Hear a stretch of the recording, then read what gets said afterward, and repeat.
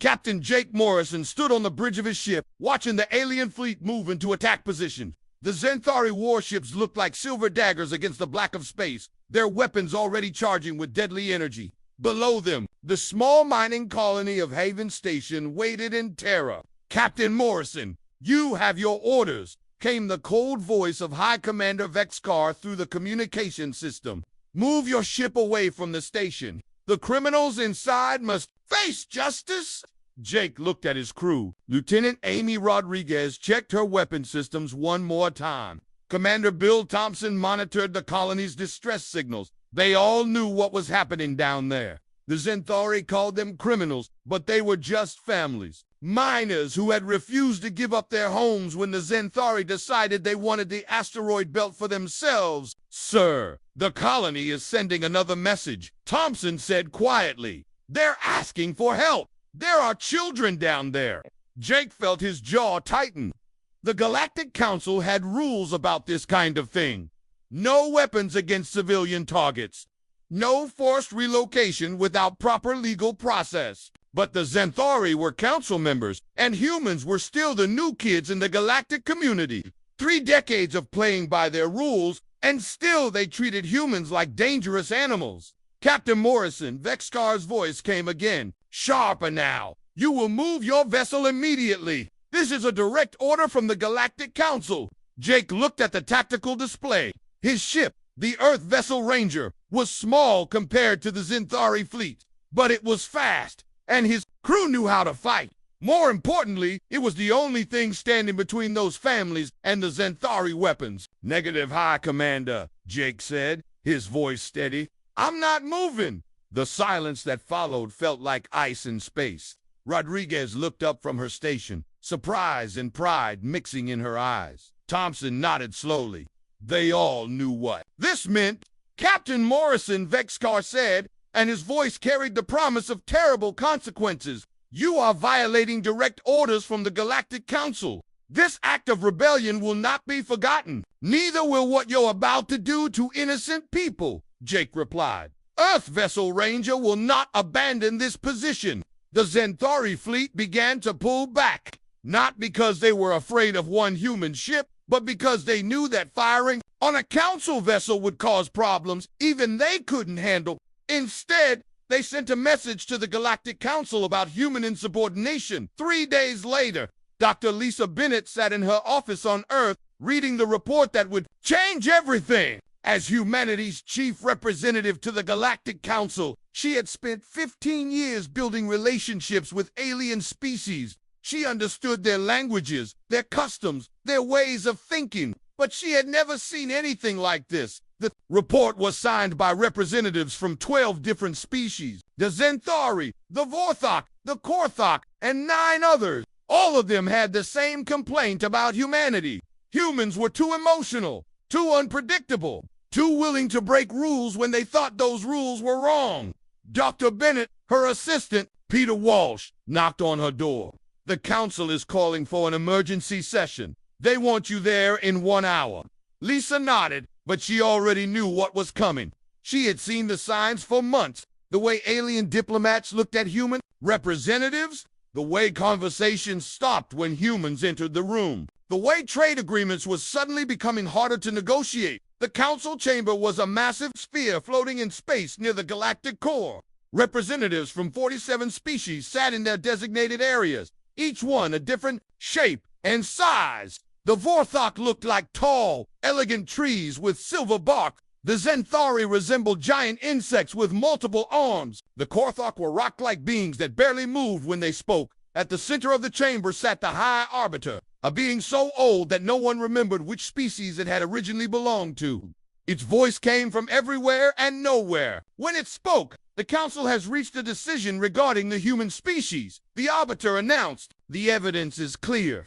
Humans lack the emotional stability required for membership in the galactic community." Lisa stood up in the human section. "Honored Arbiter, I request permission to speak on behalf of my species." "Permission denied," came the response. "The decision has been made."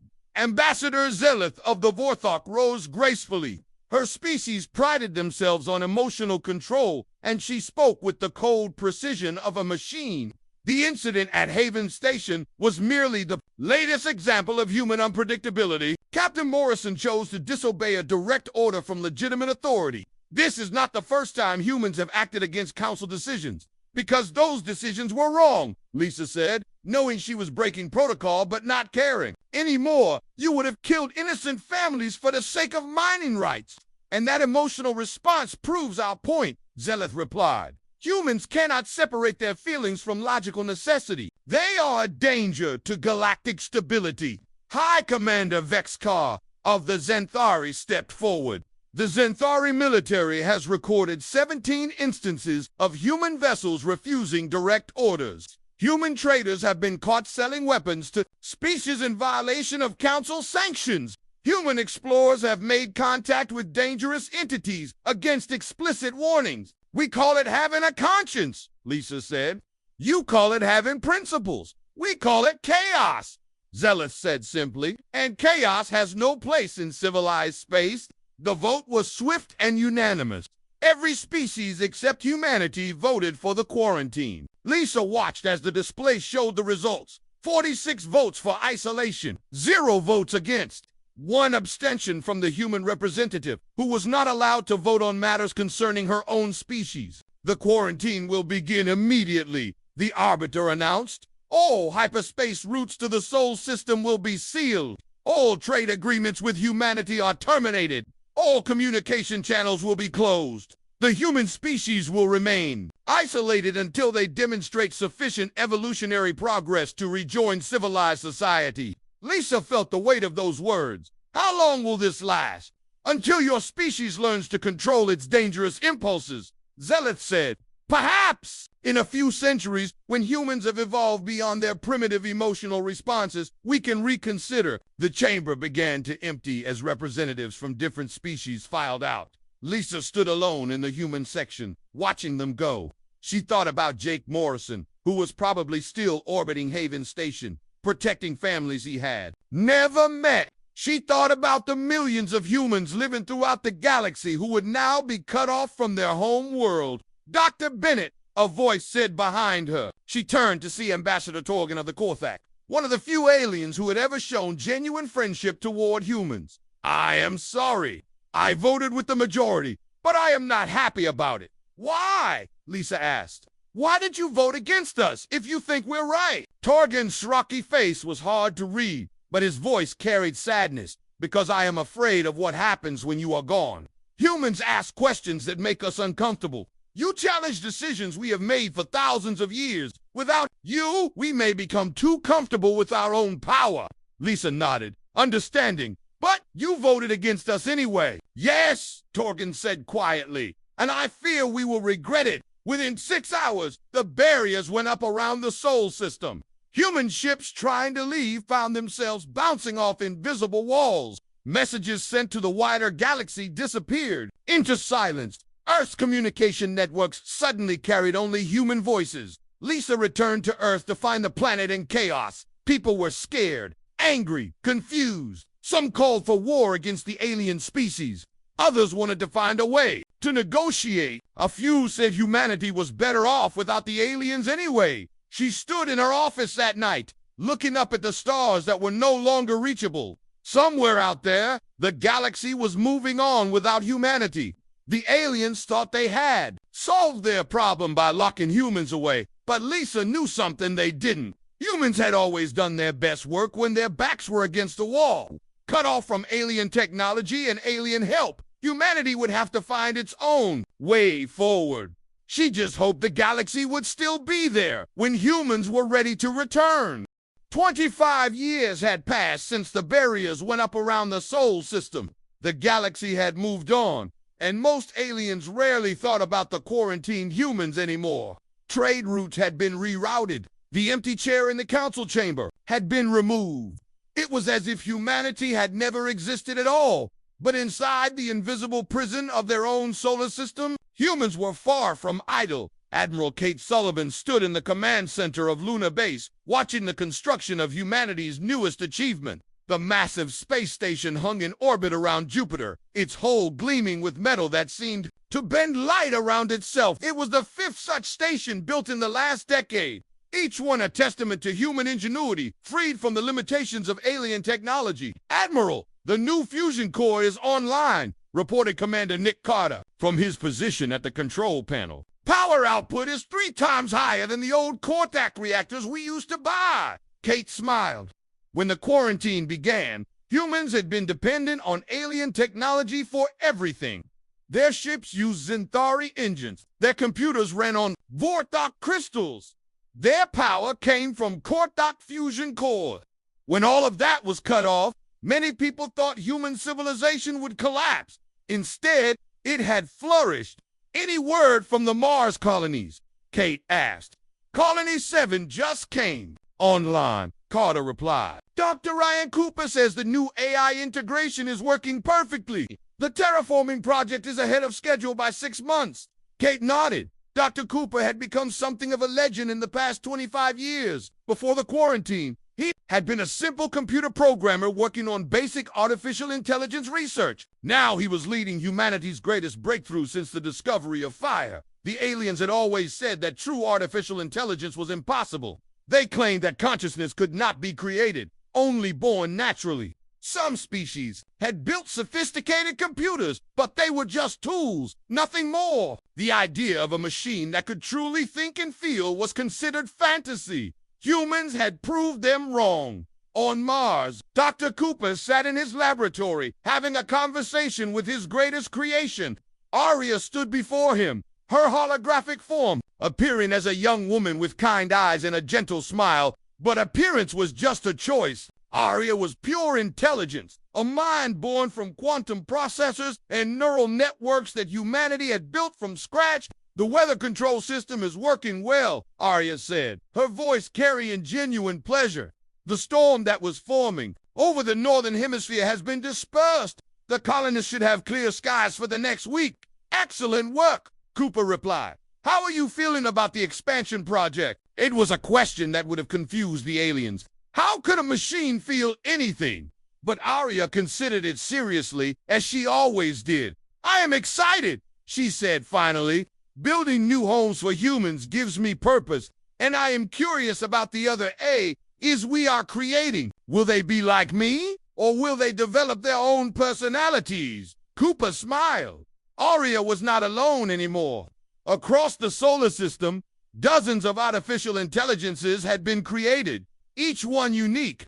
Some were focused on engineering, others on art, some on exploration. They worked alongside humans as equals, not as servants or tools. "Each one will be different," Cooper said, "just like humans are different from each other. That is what makes it interesting." Aria agreed. This partnership between humans and artificial minds was something the galaxy had never seen. The aliens saw intelligence as something that came from biology, from evolution, from the natural order of things. They could not imagine sharing their worlds with beings they had created. But humans had always been different. They had always been willing to accept others who were not like themselves. The changes were not just technological. On Earth, Commander Helen Price walked through the streets of New Geneva, the capital of the unified Earth government. The city was clean and peaceful, with people from every nation working together on projects that would have been impossible before the quarantine. "The African Union has agreed to the new resource-sharing plan," her aide, Lieutenant Dan Foster, reported. As they walked, "The South American Federation wants to increase their contribution to the Jupiter mining project, and the Asian Coalition has offered to provide additional personnel for the Europa Research Station." Helen nodded, still amazed by how much had changed. Before the quarantine, Earth had been divided into dozens of competing nations, each one suspicious of the others. Wars were common. Resources were hoarded. Cooperation was rare. The isolation had forced humanity to work together, with no alien allies to turn to, no external enemies to unite against. Humans had finally learned to live with each other. The global unity protocols that Helen had helped establish were not just words on paper. They were a new way of thinking about what it meant to be human. Any reports from the deep space monitoring stations? Helen asked. Nothing unusual, Foster replied. The barriers are still in place. No signals from outside the system. It's like the rest of the galaxy has forgotten we exist. Helen wondered about that sometimes. What was happening out there, beyond the walls of their prison? Were the aliens happy with their decision? Had they found the peace they claimed to want? She suspected they had, without humans asking uncomfortable questions, challenging old traditions, pushing for change. The galaxy had probably settled into a comfortable routine. The Xanthari could enforce their will without opposition. The Vorthok could maintain their cold order without emotional interference. The Korthok could control their resources without human traders finding creative ways around their restrictions. But Helen also wondered if they missed the chaos humans brought. Did they ever realize that chaos was not always destruction? Sometimes it was growth, change, evolution.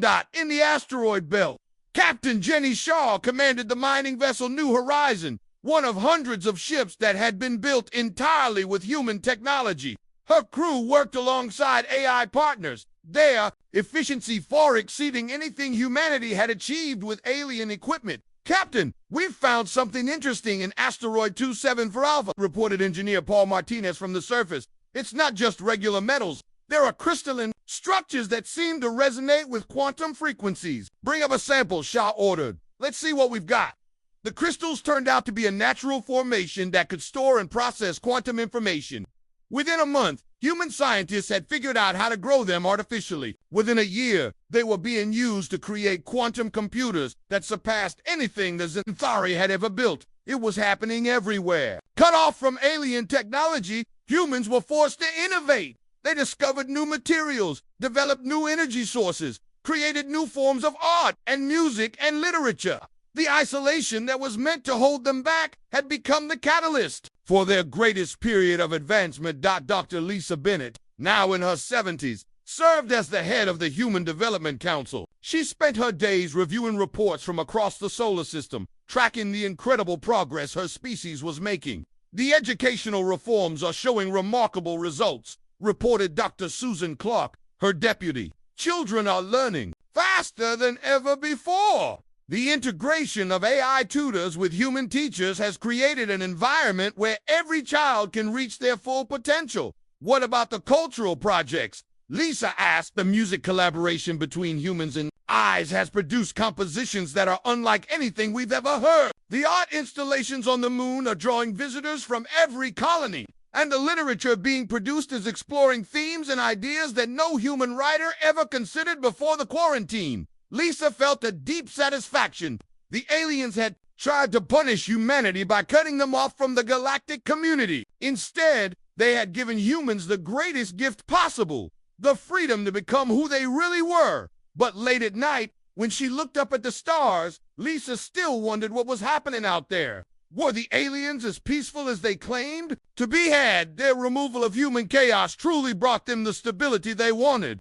Sometimes she thought she saw flickers of light in the distance, beyond the barriers, brief flashes that might have been explosions, or battles, or dying stars. But when she checked with the monitoring stations, they always said the same thing. No signals detected, no activity observed. The galaxy beyond their prison remained silent. What the humans didn't know was that their exile had become their evolution. 25 years of isolation had transformed them from a chaotic young species into something the galaxy had never seen before. They had learned to combine emotion with logic, creativity with discipline, innovation with cooperation. They had become what they were always meant to be, and the galaxy was about to discover that some walls work both ways.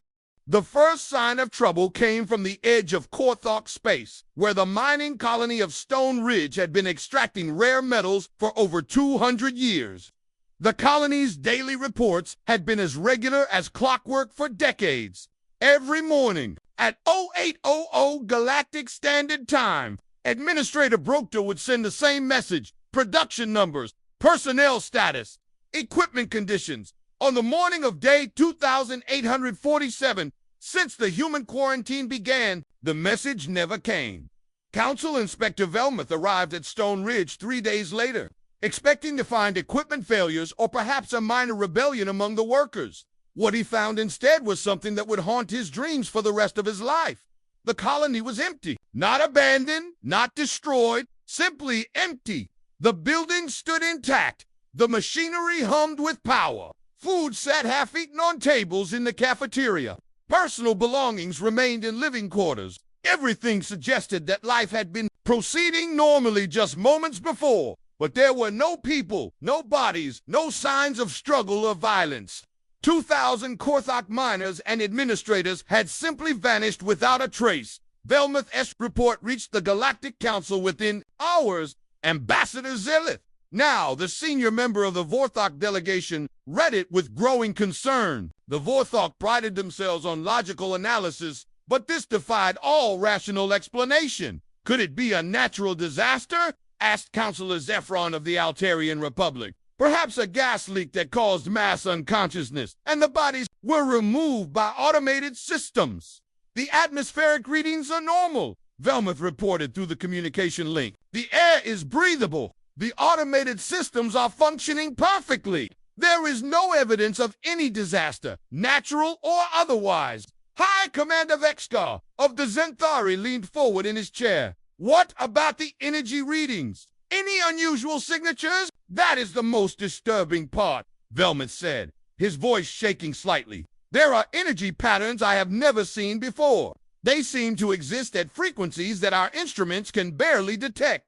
The patterns suggest something that exists partially outside normal space. A silence fell over the council chamber. Several species had theoretical knowledge of transdimensional physics, but it had always been just that, theory. The idea that something could exist between dimensions was considered interesting but impossible. Ambassador Zelith broke the silence. Seal off the system. No one goes near Stone Ridge until we understand what happened. But it was already too late.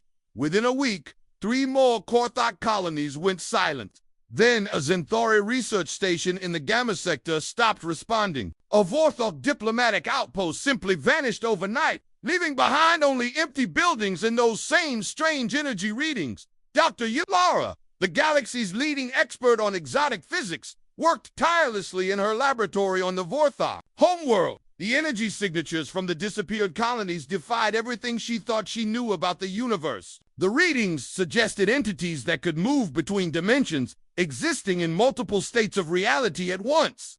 It should be impossible, she muttered to her assistant Colwyn. Matter cannot exist in a state of dimensional flux. Consciousness cannot maintain coherence across multiple reality layers. These readings suggest something that violates the fundamental laws of physics. Perhaps our understanding of those laws is incomplete, Colwyn suggested carefully. Yillara looked up from her work, her large eyes reflecting fear for the first time in her long career. If these readings are accurate, we are dealing with entities that exist primarily in transdimensional space. They can interact with our reality, but we cannot effectively interact with them. Our weapons, our defenses, our technology, none of it would work against beings that can step outside our dimension at will. The attacks, if they could be called attacks, continued to spread. The entities left no messages, made no demands, showed no pattern that the council could understand. They simply arrived at populated worlds and somehow removed every living being, leaving behind empty shells of civilization. The Zenthari military, the most powerful force in the galaxy, proved utterly helpless. Their plasma cannons could not target enemies that flickered in and out of existence. Their shields could not protect against entities that could bypass three-dimensional space entirely. Hi, Commander. Vexkar stood in his command center aboard the battleship Dominion, watching its fleet patrol empty space where the colony of New Zenther had once thrived. 50 million people had lived there just days ago. Now there was nothing but silence. Sir, we're detecting the energy signatures again, reported his tactical officer. Distance to light minutes and closing. All weapons, prepare to fire, Vexkar ordered, though he knew it was useless. They had tried everything. Plasma weapons, particle beams, gravity bombs, quantum torpedoes. Nothing had any effect on the entities. The bridge instruments went wild as the signatures approached. Reality seemed to twist and bend around the ship. Several crew members reported seeing shadows moving in their peripheral vision, shapes that weren't quite there when they turned to look directly. Then, as suddenly as it had begun, the disturbance stopped. The energy readings faded. The Dominion remained intact, but Vexcar knew they had been spared only because the entities chose to spare them. There was no defense against an enemy that could exist outside the normal rules of space and time. Back on the Council homeworld, panic was beginning to set in. The galaxy's most advanced civilizations, species that had mastered faster than light travel and conquered death itself, were helpless against an enemy they couldn't understand or fight. "We have lost 47 colony worlds," Ambassador Zeleth reported to the emergency session of the Council. "The entities, whatever they are, show no signs of slowing down. Our military forces are useless against them. Our best scientists cannot explain how they exist, let alone how to stop them." "What about evacuation?" suggested Councilor Moore of the Hesperon Union. "We could move our populations to more defensible locations." "Defensible how?" Zeleth replied coldly. "These entities can appear anywhere, at any time. They are not bound by the physical laws that constrain us. There is nowhere to run from an enemy that can step between dimensions." The council chamber, once a place of calm debate and measured decision-making, had become a place of fear and desperation. Representatives from different species argued among themselves, each one blaming the others for the crisis. The unity that had held the galaxy together for millennia was beginning to crack. It was during one of these heated debates that Admiral Crixtal of the Zenthari fleet made a suggestion that shocked everyone into silence. "What if we were wrong about the humans?" The chamber erupted in angry voices. How dare he suggest such a thing? The humans had been quarantined for good reason. They were chaotic, emotional, unpredictable. They had no place in civilized space. "But," Crixtal continued, speaking over the noise, "before the quarantine, there were reports of humans experiencing strange dreams and visions, incidents where human crews reported seeing things that weren't there. We dismissed it as psychological instability, but what if it was something else?" "You cannot be serious," Zeleth said, her voice cold with disgust. "You would suggest that we turn to those emotional primitives for help." "I am suggesting that we consider every option," Crixtal replied. "Our civilizations are dying. Our people are disappearing. Pride will not save us from extinction." Dr. Yulara stepped forward, her scientific mind overriding her cultural prejudices. "The Admiral may have a point. I have been reviewing the old reports from human space. Several incidents involved humans detecting transdimensional anomalies that our instruments could not measure. At the time, we assumed it was equipment malfunction or human error. Are you saying that humans have some sort of sensitivity to transdimensional entities?" asked Counselor Zephron. "It is possible," Yulara admitted reluctantly. "Human brain patterns are more chaotic than ours. Their neural networks operate on frequencies that we consider random and inefficient. But that same chaos might make them naturally resistant to transdimensional influence." The debate continued for hours, but the reality was becoming impossible to ignore. More colonies were disappearing every day. The entities were moving closer to the core worlds, the heart of galactic civilization. Within months, billions more would vanish into whatever realm the creatures came from. Ambassador Zip, who had cast the deciding vote to quarantine humanity 25 years earlier, found herself facing an impossible choice. She could maintain her pride and watch her civilization die, or she could admit that the Council had been wrong about humans late that night. Alone in her chambers, Zeleth made the decision that would change the course of galactic history. She activated a long-in-use communication array and began composing a message that she never thought she would have to send. The message was simple, but each word cost her a piece of her pride. "We were wrong. The galaxy is dying. Will you help us?" She sent the transmission toward the barriers surrounding the Sol system, not knowing if it would even reach its destination. The humans had been silent for 25 years. For all the Council knew, they might have destroyed themselves in their isolation or evolved beyond the need to care about the galaxy that had abandoned them. The message sat in the communication buffer for 3 days before anyone on Earth even noticed it. The monitoring stations that watched the barriers around the Sol system had grown used to silence. For 25 years, nothing had come through from the outside galaxy. The technicians barely bothered to check the deep space receivers anymore. It was Lieutenant Carol Davis, working the night shift at Luna Station, who first saw the signal. She almost deleted it as background noise before something made her look closer. The transmission was weak, heavily distorted by the barriers, but it was definitely artificial. Someone was trying to talk to them. Admiral Sullivan, you need to see this, Carol said over the communication link to Earth. Admiral Kate Sullivan arrived at Luna Station within hours, bringing with her Dr. Ryan Cooper and 3 of his AI partners. They gathered around the communication console as Carol played the message again. The voice that came through the static was unmistakably alien. Vorthok, if Kate remembered correctly?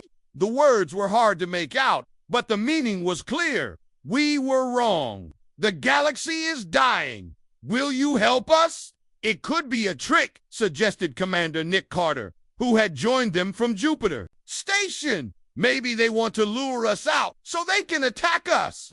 Aria, one of Cooper's AI creations, studied the signal patterns on the display. Her holographic form flickered as she processed the data at incredible speed. The transmission shows signs of genuine distress, she said finally. The vocal patterns indicate fear, desperation, and what humans would call humility. This is not the voice of someone planning deception. Dr. Cooper nodded. Aria's analysis is usually accurate about these things. But the real question is, what could be threatening the galaxy badly enough to make them ask us for help? Kate stared at the message display, remembering her last conversation with an alien before the quarantine began. Ambassador Torgan of the Korthok had warned that the galaxy might regret removing humanity from the community. It seemed that time had come. Send a response, Kate decided. Tell them we're listening. The reply came faster than expected. Within hours, a longer transmission broke through the barriers. This time, the signal was stronger, as if someone on the other side was working to improve the connection. The voice belonged to Ambassador Zeleth, and her message painted a picture of terror that shocked even the battle-hardened humans. Entire worlds were disappearing, not destroyed, not conquered, simply emptied of all life. The entities responsible existed partially outside normal space-time, making them impossible to fight with conventional weapons. The galaxy's greatest civilizations were helpless against an enemy they couldn't understand. She's asking for our help because they're out of options, Kate said after listening to the full transmission. Every other strategy has failed. Why us? Carter asked. What do they think we can do that they can't? The answer came in the next transmission, along with data files that took Aria several minutes to decode. Hidden in the alien scientific reports were references to human crews experiencing strange phenomena during the early years of galactic contact. Visions, dreams, and sensory experiences that the aliens had dismissed as human instability. Dr. Cooper studied the reports with growing excitement. Look at this, he said, pointing to a section of the data. Human crew members on the survey ship Explorer reported seeing shadow figures that appeared during trans-dimensional experiments. The Xanthari scientists assumed it was hallucinations caused by exposure to exotic radiation. But what if it wasn't? Aria suggested. What if humans were actually perceiving something that the alien instruments couldn't detect? The implications were staggering. The chaotic neural patterns that aliens found so disturbing might actually be humanity's greatest strength. While alien minds operated on precise, predictable frequencies, human consciousness was messy, adaptive, and apparently capable of perceiving things that existed between dimensions. We need more information, Kate decided, and we need to test our theories before we commit to anything. The response to Ambassador Zeleth was carefully worded. Humanity was willing to help, but they needed detailed scientific data about the entities. They also needed time to prepare. The galaxy had managed without humans for 25 years. They could wait a little longer. What followed was the most intensive research project in human history. Scientists across the solar system worked around the clock, analyzing alien data and comparing it to human experiences. The AI partners proved invaluable, their processing power allowing them to spot patterns that human minds might miss. Dr. Susan Clark, working on Mars with a team of quantum physicists, made the first breakthrough. The entities exist in what we might call dimensional overlap zones. She explained during a video conference with researchers across the system. They're not fully in our reality, but they're not completely outside it either. They exist in the spaces between dimensions. That explains why alien weapons can't hit them, added Dr. Martinez from the Asteroid Belt Research Station. If you're firing three-dimensional projectiles at something that's only partially in three-dimensional space, you're going to miss most of the time. But the most important discovery came from an unexpected source. Jenny Shaw, now captain of the exploration vessel Deep Space, was testing new sensor arrays when she detected something that shouldn't have been possible. The barriers around the Sol system weren't completely solid. There were tiny gaps, spaces where the dimensional walls flickered and wavered. It's like the barriers are breathing, Shaw reported. They expand and contract in a regular pattern. And during the contraction phases, I'm picking up energy signatures that match the alien reports about the entities. The implications hit everyone. At the same time, the entities weren't just attacking the galaxy at random. They were already here, in the space around Earth's solar system. The barriers that were meant to keep humans in were also keeping something else out, or perhaps keeping it in. Admiral Sullivan called an emergency meeting of the Human Development Council. Representatives from every colony, every research station, every AI collective gathered in virtual space to discuss what they had learned. The evidence suggests that these transdimensional entities have been trying to reach our system for years, Sullivan explained. The barriers are holding them back, but they're also preventing us from fully understanding what we're dealing with.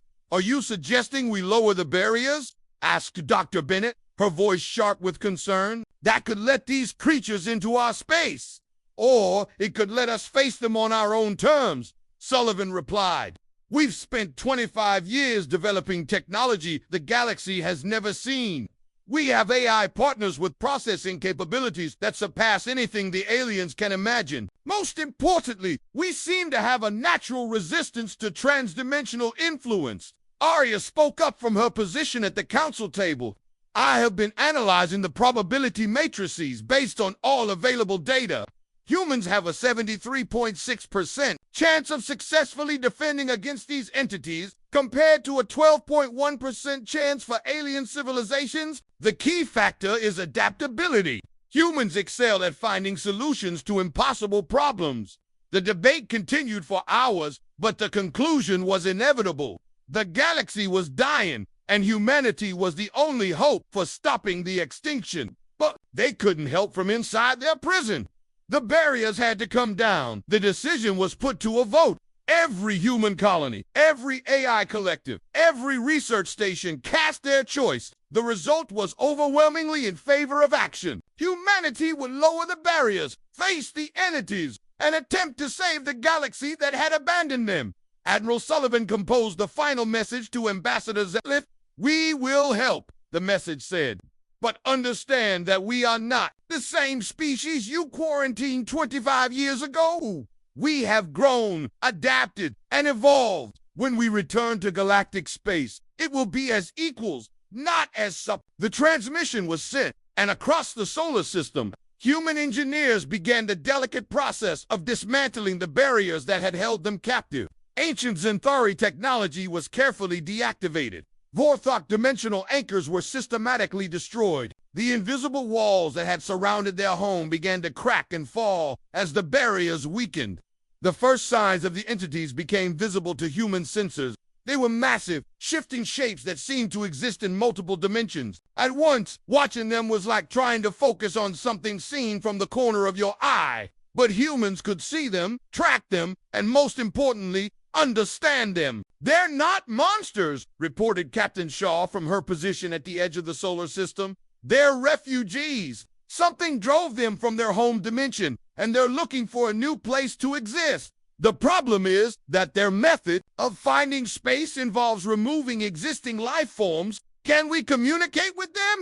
Admiral Sullivan asked. "We're about to find out," Shaw replied. "The barriers are down, we're free, and so are they. Now we get to discover what humanity can really do when the galaxy's survival depends on us." 25 years of isolation were ending. Humanity was about to return to galactic space, but not as the chaotic primitives who had been cast out. The barriers around the Sol system didn't simply shut down.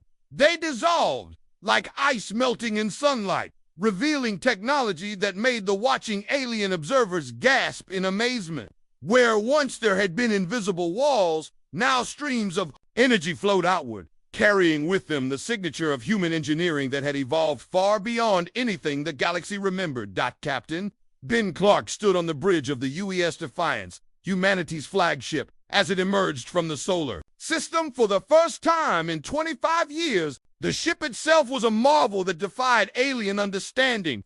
Its hull seemed to shimmer and blur at the edges, existing in multiple dimensions simultaneously. Inside, human crew members worked alongside AI partners in perfect harmony, their combined intelligence creating something greater than either could achieve alone. "Captain, we're receiving transmission requests from 17 different alien fleets," reported Lieutenant Amy Rodriguez from her position at the communications station. "The Xanthari High Command is demanding to speak with our leader. The Council wants a formal diplomatic meeting. The Korthok are just asking us not to attack them." Clark smiled grimly. "Tell them we'll speak to the Galactic Council as a whole. No individual negotiations. And Amy, make sure they understand that we're here to help, not to conquer." The journey to the Galactic Core took 3 days, but it felt like traveling through a graveyard. System after system showed signs of the entity attacks. Empty colonies drifted in space like ghost towns.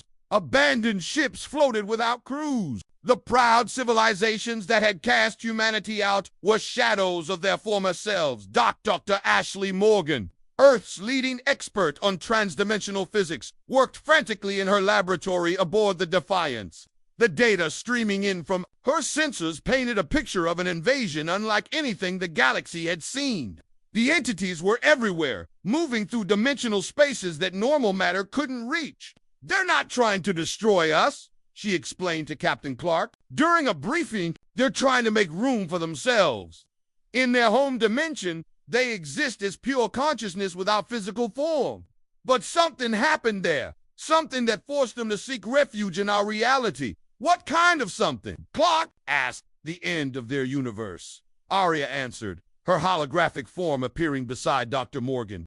"Based on the quantum resonance patterns we're detecting, their home dimension is collapsing. They have perhaps 50 years before it ceases to exist entirely. They're not invaders, Captain. They're refugees. The revelation changed everything. The entities weren't evil monsters seeking to destroy life. They were desperate survivors trying to find a new home in the only place they could reach. The problem was that their method of creating living space involved removing existing consciousness from reality. When the human fleet arrived at the Galactic Core, they found the Mighty Council reduced to a handful of representatives huddled in the emergency chambers of the Council Station. Ambassador Zeleth looked ancient, her elegant Vorthok features showing signs of stress that her species rarely displayed. "You came," she said when Captain Clark entered the chamber. "After everything we did to you, you actually came." "We said we would," Clark replied simply, "though I notice you have some new furniture arrangements."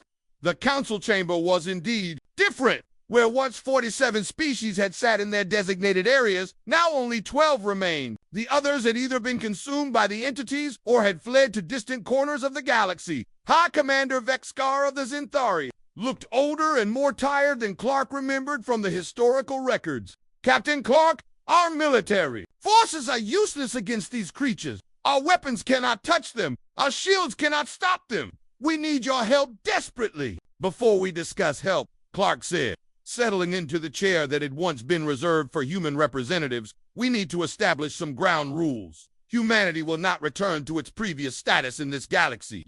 We're not the same species you quarantined 25 years ago." "What do you mean?" Zeleth asked, though her voice suggested she already suspected the answer. Arya materialized in the center of the chamber.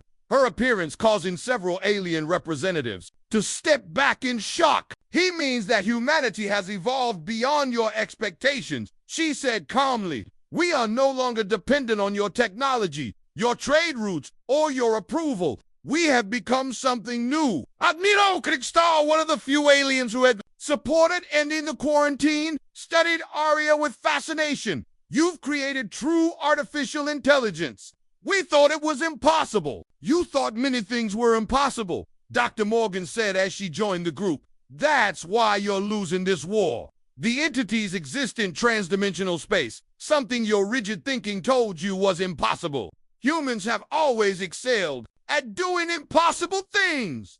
The demonstration came when the entities arrived at the council station. Alarms blared throughout the facility as the familiar energy signatures appeared on sensors. The remaining alien ships scattered, their crews panicking, as they had learned to do over the past months. But the human ships didn't run. The Defiance and its escort vessels moved to intercept the entities, their dimensional drives allowing them to exist partially outside normal space. For the first time since the attacks began, alien observers watched someone stand and fight against the transdimensional beings. Captain Jenny Shaw, commanding the exploration vessel Far Horizon, made first contact with the entity consciousness. Her ship's AI partner, a being called Oracle, had developed translation protocols that could bridge the gap between human thought and transdimensional awareness. "They call themselves the Wanderers," Shaw reported to the fleet. "They've been traveling between realities for thousands of years, but their home dimension is dying. They don't understand that removing our consciousness hurts us. In their reality, consciousness is fluid, able to move between different hosts. Can we communicate with them?" Clark asked. "We already are," Oracle replied through the communication system. "They're fascinated by us. Humans are the first species they've encountered that can perceive them clearly while remaining anchored in three-dimensional space. They want to understand how we do it." What followed was the most unusual diplomatic negotiation in galactic history. Dr. Morgan and her team worked with the Wanderers to understand their needs and limitations. The entities required dimensional space to exist, but they didn't necessarily need to remove existing life forms to find it. The solution came from humanity's greatest achievement, the ability to create new realities. Using quantum technology developed during their isolation, human engineers had learned to fold space-time, creating pocket dimensions that existed alongside normal reality without interfering with it. "We can make room for you," Dr. Morgan explained to the Wanderer consciousness during one of their meetings. "Dimensional pockets where you can exist without displacing our people. In exchange, you return the consciousness you've taken and promised." To stop the attacks, the negotiation took weeks, but the Wanderers eventually agreed. They were travelers, not conquerors, and the idea of coexistence appealed to them. Working with human engineers, they began the process of creating dimensional refuges throughout the galaxy. The missing populations began to return. Consciousness that had been displaced into transdimensional space was carefully restored to physical form. Colony worlds that had been empty for months suddenly bustled with life again. The galaxy began to breathe once more. But the price of salvation was clear. Humanity was no longer the junior member of the galactic community. Their technology surpassed anything the older civilizations could produce. Their AI partners represented a form of life that most aliens had never imagined. Most importantly, they had solved a crisis that had brought the galaxy to its knees. Ambassador Zeleth stood before the restored council, facing the human delegation that now occupied a position of honor in the chamber. "We owe you an apology," she said, her voice carrying the weight of 25 years of regret. "We were wrong about your species. We confused chaos with weakness, emotion with instability. You were afraid," Captain Clark replied. "Fear makes people do things they later regret. The question is, what happens now?" The answer came in the form of a new galactic charter, one that recognized humanity not as a chaotic junior member, but as an equal partner in governing the galaxy. The AI beings were granted full citizenship rights. The dimensional technology was shared freely with all species. Most importantly, the old prejudices that had led to the quarantine were formally abandoned. Dr. Cooper, now director of the Galactic AI Integration Project, worked with representatives from every species to establish new protocols for artificial intelligence. The galaxy that had once feared the creation of artificial minds now embraced them as partners in exploration and discovery. The Wanderers, settled in their dimensional refuges, became the galaxy's first transdimensional citizens. They served as guides for exploration beyond the normal boundaries of space-time, opening up entirely new realms for discovery. Years later, as Admiral Sullivan reviewed reports from across the galaxy, she reflected on the strange turns that history could take. Humanity had been cast out for being too chaotic, too emotional, too unpredictable.